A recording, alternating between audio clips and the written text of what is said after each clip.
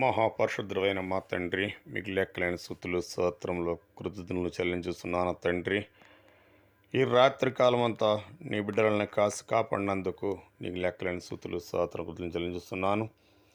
ఈ ఉదయకాలం మొదలుకొని సాయంత్రం వరకు కూడా నీ చిత్త ప్రకారం, నీ ఆలోచన ప్రకారం, నీ అడుగు జాడల్లో నడిపించుకుని వారి వెనకాల నీ పరలోతులను కావలాగాయించి వారికి ఉన్న శత్రువులను మిత్రులుగా మార్చి శాంతిని సమాధానం కలగజేయించమని నేను ప్రార్థిస్తున్నాను తండ్రి.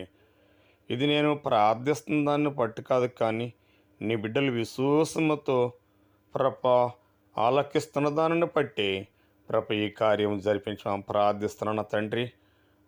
అలాగనే ఇంకా వారికి ఉన్న సమస్యలన్నీ కూడా తీసివేమని ప్రార్థిస్తున్నాను తండ్రి. వారికి ఉన్న పనులన్నీ కూడా విజయం దయచేయమని ప్రార్థిస్తున్నాను తండ్రి. మీకు లెక్కలేని స్తుతులు స్తోత్రం తండ్రి.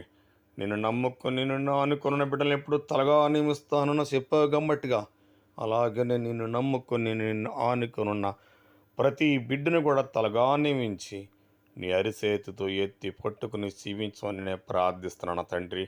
ఇది నేను ప్రార్థిస్తున్నాను, నేను ఆనబెట్టి నెరవేర్చమని యేసు యొక్క పరిశుద్ధ పుణ్య పాదాల పట్టుకుని బతిమలాడుతున్నాను.